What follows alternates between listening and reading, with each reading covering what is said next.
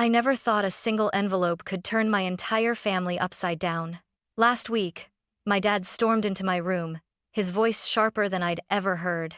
"Where are the $17,000 we prepared for your brother's college?" My stomach dropped. I hadn't touched the money, yet the way he glared at me made my chest tighten. Before I could even respond, my younger brother Ethan appeared in the doorway.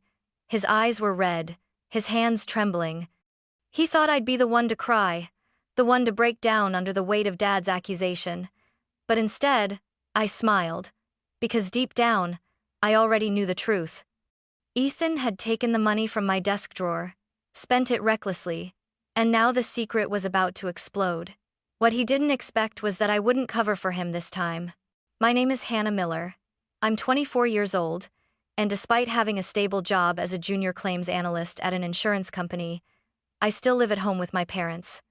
Some people might call me lazy for not moving out already, but the truth is simpler. Living at home saves me money, and I actually enjoy being around my parents. They're hardworking, kind people, and our house feels safe. Besides, I've been quietly saving for my own apartment. I just never felt the rush to escape. My younger brother Ethan, though he's 20, a sophomore in college, and the golden child of the family. Ever since he was little, everything seemed to come easily to him. My parents covered his tuition, his rent, his food, even spending cash. They wanted him to focus on his studies, and they always told me that he was under a lot of pressure to succeed. I couldn't help but notice the difference. When I was his age, I juggled late-night shifts at a diner and weekends at the campus bookstore, just to pay for groceries and rent. I never resented working for myself. It taught me the value of money and how to stand on my own 2 feet. But watching Ethan breeze through life with his hand held out was frustrating. He never seemed to understand sacrifice. He'd complain if his allowance came late. He'd sulk if Mom said no to some unnecessary gadget. And yet, somehow, my parents always gave in. Dad works as a construction supervisor, often spending long days on site, his face weathered by sun and stress. Mom is a secretary at a law firm, juggling endless calls and paperwork. They're not wealthy, but they've always managed to provide for us. And more than once they reminded us how proud they were to own their home outright and keep a small cabin by the lake, a place filled with family memories. Still, I could sense things had started to change. Dad had been dealing with health issues, missing work for doctor's appointments. Mom's hours had been cut back at the office. Their smiles were thinner, their conversations quieter when they thought no one was listening. And in those moments, I began to realize how fragile our stability really was. Ethan, of course, didn't notice any of it. He breezed in and out of the house like a guest at a hotel. He came home on holidays, dropped his laundry in the hall, raided the fridge, and left again without so much as a thank you. If my parents were exhausted, if they were worried about bills, he either didn't see it or didn't care. Looking back now, that imbalance, the one where I carried responsibility while Ethan floated on privilege, was the crack in the foundation of our family. And when $17,000 entered the picture, it wasn't just a crack anymore, it was a full collapse waiting to happen. The turning point came late one evening in early spring. I was upstairs finishing some reports for work when I overheard my parents talking in the kitchen. Their voices were low, but the tension in them carried straight through the floorboards. "We don't have it saved this time," Mom whispered, her words sharp with worry. "Ethan's tuition is due in 3 months and we're short. We always manage, but this year, I just don't know." Dad let out a long sigh. I pictured him rubbing his forehead, the way he always did when the weight of the world pressed down on him. "I can't pick up overtime right now. My back still hasn't healed, and the doctor said I shouldn't push it. What are we going to do, Margaret?" The silence that followed felt heavier than anything. For the first time, I realized they weren't just tired, they were truly scared. Our family had always been able to make ends meet, but this year was different. That's when Mom suggested the old lake house. "What about the cabin?" she said quietly. "There's so much old furniture, appliances, tools. We never use any of it. Maybe if we clean it out, we could sell enough to cover tuition." At first, Dad resisted. The cabin wasn't just a building, it was part of our family history. My grandparents had left it to us, and some of my best childhood memories were made on its porch, looking out at the water. But eventually, practicality outweighed sentiment. "You're right," he admitted. "It's the only way." From that weekend onward, my parents devoted every spare moment to sorting through decades of belongings. I offered to help, but they insisted I keep focusing on my job. Still, I visited when I could, and every time I did, I saw another piece of our history carried out the door. They sold Dad's old fishing boat to a neighbor down the road for $3,000. The dining room set my grandparents had bought in the 70s went for $800. Tools, appliances, even scrap metal, everything that could bring in a little cash was hauled off. It was heartbreaking and hopeful all at once.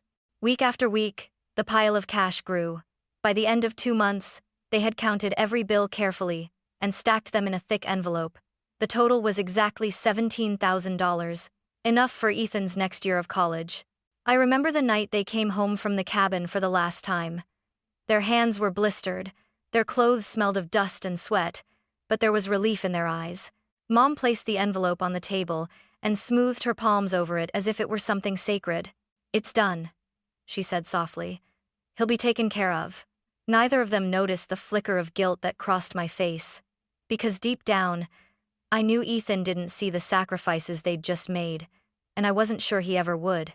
The next morning, as I was rushing to get ready for work, Dad called me into the kitchen. He looked more serious than usual, and in his hands was that thick, worn envelope I had seen Mom smoothing over the night before. "Hannah," he said, sliding it across the table toward me. "I need you to do me a favor." I hesitated before even touching it. The weight of responsibility seemed to radiate off the paper. "What is it?" I asked carefully. "This is all the money from the cabin," he explained. $17,000, every dime we managed to raise. I need you to deposit it into the family account today. I can't get away from work, and your mother has meetings stacked back to back. You're the only one who has the time." I froze, staring at the envelope. I could almost hear the hours of labor and sacrifice it represented. My parents had given up pieces of their past for this. "Dad," I said slowly, "that's a lot of money to carry around. Are you sure you want me to take it with me?" He nodded, though his expression was strained. "We don't have a choice. Just keep it safe until you get to the bank." But as I glanced at the clock, my heart sank. "The bank doesn't even open until after I'm already at the office," I reminded him. "And I can't leave early today. My boss made it clear I need to stay until the project deadline is done." Dad's shoulders sagged. For a second, I thought he might change his mind. But instead, he rubbed his temple and sighed. "All right. First thing tomorrow morning then. Just keep it somewhere safe tonight." I picked up the envelope, startled by its heaviness. $17,000 in 20s, 50s, and hundreds. I carried it upstairs to my room, scanning the space for the best hiding spot. The dresser drawers were too obvious, and I didn't trust the closet. Finally, I opened my desk. The top drawer was cluttered with old notebooks and college essays no one had touched in years. Sliding the envelope beneath the stack, I closed the drawer gently, testing it twice to be sure it looked undisturbed. All day at work, the thought gnawed at me. What if someone finds it? What if I'm careless? When I came home that evening, I checked the drawer immediately, reassured by the sight of crumpled paper stacked neatly over the hidden envelope. But as I turned off the light and crawled into bed, I couldn't shake the unease in my chest. It wasn't just the fear of losing the money, it was the knowledge that the entire future of my brother's education rested in that drawer. And somewhere deep inside, I wondered if trusting Ethan anywhere near it was already a mistake.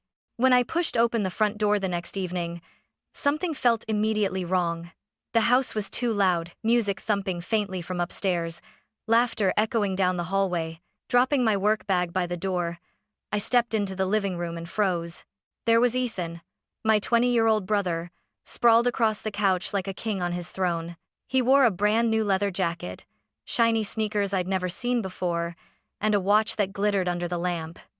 In his hands was the latest smartphone, the kind that costs more than a month of my rent would someday be. "Ethan?" My voice came out sharp, suspicious. "When did you get home? And where did you get all that stuff?" He grinned, twirling the phone like it was a toy. "Relax, sis. I came back early for the weekend. You like my new look?" I narrowed my eyes. "New look? That's not a look that's thousands of dollars." Did you get a job I don't know about? Ethan snorted. Me? Work?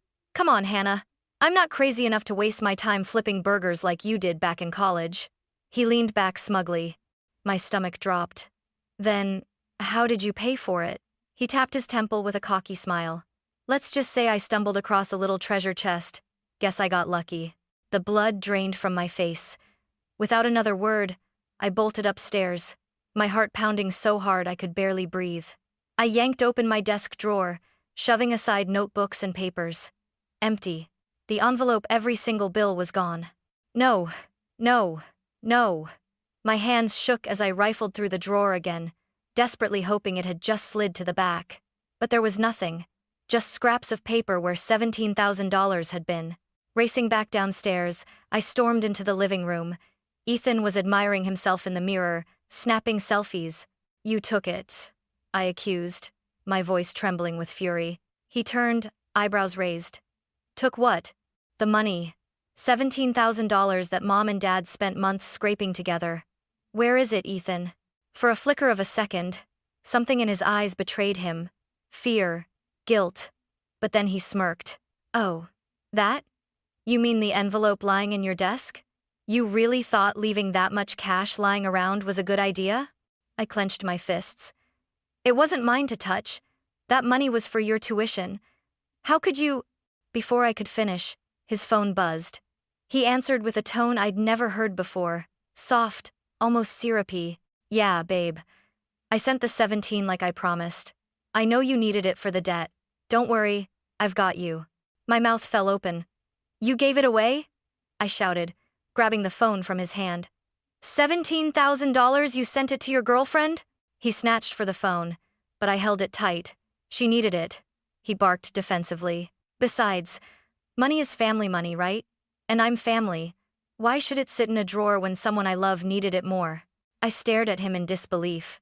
My brother spoiled, selfish Ethan had just thrown away the one thing our parents had worked themselves sick to save. And as my hands shook with rage, I realized this was no longer just a sibling squabble. This was a betrayal that might break our family in half. The sound of the front door opening cut through the shouting like a blade. Mom's heels clicked across the hardwood, followed by the heavy thud of Dad's work boots. Ethan and I froze, staring at each other, the silence suddenly louder than our argument. What's going on here? Dad's voice boomed as he stepped into the living room. His eyes darted from me, red-faced and trembling, to Ethan, who was still wearing his brand-new jacket like armor. Nothing, Ethan said quickly, too quickly. His smirk vanished, replaced by wide-eyed innocence. Just talking with Hannah. But I couldn't hold back anymore. He took it, I shouted, my voice cracking. Dad, Mom, Ethan stole the money from my room. The $17,000 you saved for his tuition. It's gone. Mom's face drained of color. Hannah, she whispered, her hands trembling at her sides. Please tell me you're joking. Don't say something like that. I wish I was, I snapped, pointing at Ethan. Look at him. New clothes, new phone, he even bragged about sending the money to his girlfriend. I heard it with my own ears. Ethan's expression shifted in a blink. His eyes welled with tears, his bottom lip quivered, and suddenly he was the picture of wounded innocence. That's not true, he cried, voice breaking. She's lying. She spent the money herself and now she's trying to pin it on me. The words hit me like a slap. What? Dad's face darkened, his jaw tight. He strode to the couch and yanked open one of the shopping bags Ethan had conveniently left in plain sight. Out spilled a pile of designer jeans, sneakers, and shirts with tags still hanging. Dad held up a leather jacket, glaring at Ethan. Care to explain this? Ethan stammered, his cheeks blotchy red. I was just holding it for a friend. Don't you dare, Mom cut in, her voice shaking with anger. We sold the boat, your grandfather's furniture, your father's tools, 2 months of weekends, Ethan? Do you even understand what that money was for? Her voice cracked, but she pressed on. We did all that so you could stay in college, so you wouldn't have to drop out. And you just... She broke off, unable to finish, tears filling her eyes. I thought it was Hannah's savings, Ethan blurted suddenly, his words tumbling out in desperation. I thought she just had a stash of money from work. I didn't know it was for me, I gasped. So, you admit it? You admit you took it? The room went deadly silent. Ethan's chest heaved, his tears now flowing freely. He looked like a cornered child, but it didn't change the fact that the truth was out. Dad's voice was low and dangerous. Quiet. He took a deep breath, and when he spoke again, it was with the finality of a judge delivering a sentence. That money was for your education, and now it's gone. Do you know what you've done, Ethan? You've thrown away not only your future, but months of sweat and sacrifice from this family. Ethan sobbed, his hands covering his face. I'll fix it, he whimpered. I'll return the clothes, I'll ask her for the money back. Your girlfriend isn't giving that money back? I cut in coldly. You sent it to cover her debts. You'll never see a dime of it again. Mom sank onto the couch, burying her face in her hands. I've defended you your entire life, she said through muffled sobs. Every time Hannah complained, I told her to share. Every time you made a mistake, I made excuses. But this is unforgivable. Ethan's sobs grew louder, but no one moved to comfort him. For once, the spotlight of sympathy had burned out. Finally, Dad spoke again, his tone like iron. Here's what's going to happen. You're not paying another semester with our money. Starting next term, you're taking a gap year. You'll get a job. You'll pay your own tuition from now on. Ethan's head shot up, his face pale. What? Dad, no. College is expensive. I can't make that much on my own. You should have thought about that before you gave away $17,000, Dad said firmly. This decision is final. You'll work, or you won't go back. And don't even think about asking us for another cent. The room fell into silence, broken only by Ethan's ragged breathing. I sat back, a strange mix of anger and relief coursing through me. For once, my parents weren't making excuses. For once, Ethan was facing the consequences of his own actions. And though he sobbed like his world was ending, all I could think was, maybe, finally, it was beginning. The house was quiet for hours after Dad's verdict. Ethan had locked himself in his room, his sobs muffled behind the door. I tried to focus on my dinner, but the tension hung thick in the air like smoke. Finally, late that night, I heard his footsteps thundering down the stairs. He stood in the entryway with 2 duffel bags slung over his shoulders. His eyes were swollen, his face streaked with tears, but his chin was raised in defiance. Fine, he announced loudly, so everyone could hear. If you don't want me here, I'll go where people actually care about me. Mom flinched but said nothing. Dad didn't even look up from his chair. I sat frozen at the table, watching as Ethan yanked open the front door and stormed into the night. For a while, there was silence again. Part of me hoped he would cool off and come back in the morning. But days passed, and instead of Ethan returning, the phone started ringing. First it was Grandma. Her voice trembled through the receiver. Hannah, what happened? Ethan called me crying, saying you all kicked him out and won't let him finish college. He begged me to lend him money. I handed the phone to Dad. His explanation was calm, measured, but by the end, Grandma was gasping. I had no idea. He made it sound like you were punishing him for no reason. Don't worry, I won't give him a dime. And I'm checking my silverware drawer too, just in case. The calls kept coming. Aunt Marlene said Ethan had shown up at her house with a suitcase, spinning a tale about how cruel we'd been. Uncle Tom said Ethan asked him to co-sign a student loan. Even Cousin Jake, who hadn't spoken to us in months, called to ask why Ethan was knocking on his door with desperate eyes. Each time, my parents told the truth. Each time, the relatives refused to help. And each time, the shame pressed heavier on our family's shoulders. After nearly a week of this circus, Ethan finally came home. It was late afternoon when he trudged through the door, dragging his bags behind him. He looked exhausted, defeated, his clothes wrinkled, his hair unkempt. For the first time in years, he didn't resemble the confident younger brother who had always strutted through life untouched by consequences. He collapsed onto the living room chair, burying his face in his hands. I went to everyone, he muttered. Grandma, Aunt Marlene, Uncle Tom, even my friends from school. Nobody would help me, not one person. Are you surprised? Mom asked bitterly. She stood with her arms crossed, her eyes red from days of crying. You burned every bridge the second you decided to steal from your own family? Ethan didn't answer.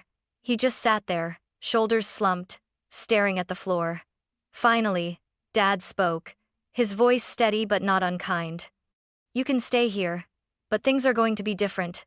You'll get a job, and every paycheck goes into a savings account. You'll keep your tips for daily expenses, but that's it. No more handouts, no more excuses. Ethan lifted his head, eyes shining with fresh tears. A savings account? Dad nodded. When you've saved enough, then and only then you can decide whether to go back to college. Until that day, you're on your own. For once, Ethan didn't argue. He just nodded, defeated, as if he finally understood that his old life was gone. And though my heart ached for my parents, I couldn't deny the flicker of relief that stirred inside me. Maybe, just maybe, this was the first step toward Ethan finally growing up. 2 weeks later, Ethan had his first job. Dad drove him downtown to a family restaurant that was always looking for extra hands. By the time he came home that night, his face was flushed, his hair damp with sweat, and his uniform carried the heavy scent of grease. How was it? I asked cautiously from the kitchen doorway. He dropped his apron on a chair and sank into the couch with a groan. My feet feel like they're on fire. Customers are rude. The manager yelled at me twice. And all of that for a handful of tips. He pulled a few crumpled bills from his pocket and tossed them onto the coffee table, no more than $40. Welcome to real life, I said quietly. For once, he didn't snap back. Week after week, Ethan stuck with the job. Every Friday, he handed Mom his paycheck without protest. She deposited it into the special savings account Dad had opened, while Ethan kept only his tips for snacks and bus fare. Slowly, the cocky grin I'd grown up resenting disappeared. He looked tired, older somehow, but also more grounded. The change didn't stop his girlfriend from calling. I overheard him one night, whispering into his old flip phone. I don't have it, babe. I told you I don't have access to the savings account. My parents control everything. Her voice was so loud I could hear it from the hallway. If you loved me, you'd find a way. You always find a way. A pause, then Ethan's shaky response. Not this time.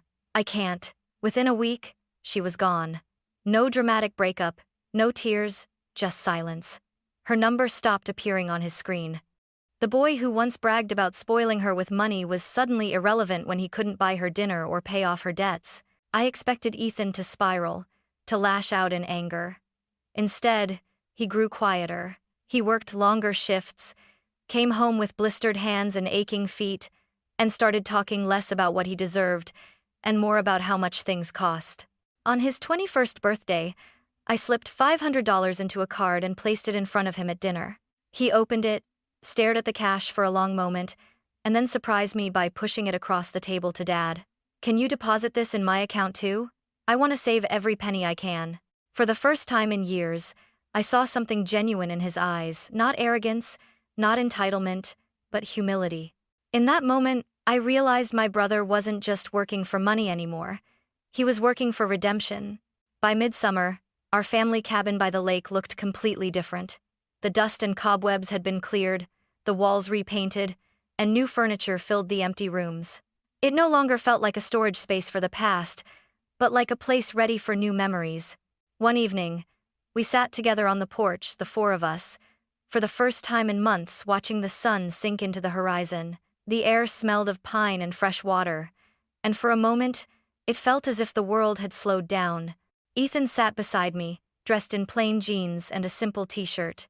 No flashy sneakers, no designer labels, no expensive gadgets. His hands were calloused now, and there were faint shadows under his eyes, but he carried himself differently, steadier, humbler. You know, he said quietly, breaking the silence, I never really understood how hard it is to earn even $50 until now. When I see something that costs $100, I think, that's 2 whole days of work. It makes me sick to remember how I treated money before. His voice faltered. How I treated all of you. Mom reached over and squeezed his shoulder. We spoiled you, she admitted softly. We made excuses when we should have taught you consequences. But we're not going to make that mistake again. Dad nodded, his gaze fixed on the rippling water. This family works hard for what we have. If you respect that, you'll never lose your way again. I studied my brother's profile in the fading light. For the first time, I saw not the entitled boy who had nearly destroyed our family's trust, but a young man who had learned the cost of his mistakes. I'm proud of you, Ethan, I said honestly. Not for being perfect, but for changing. He turned to me, and a small, genuine smile spread across his face. Thanks, Hannah. That means more than you know. As the sky turned shades of purple and gold, I realized something. The disaster with the $17,000 hadn't just broken us, it had rebuilt us. It forced us to confront truths we'd ignored, to set boundaries we'd avoided, and to grow in ways we never expected. And maybe, just maybe, we were stronger for it.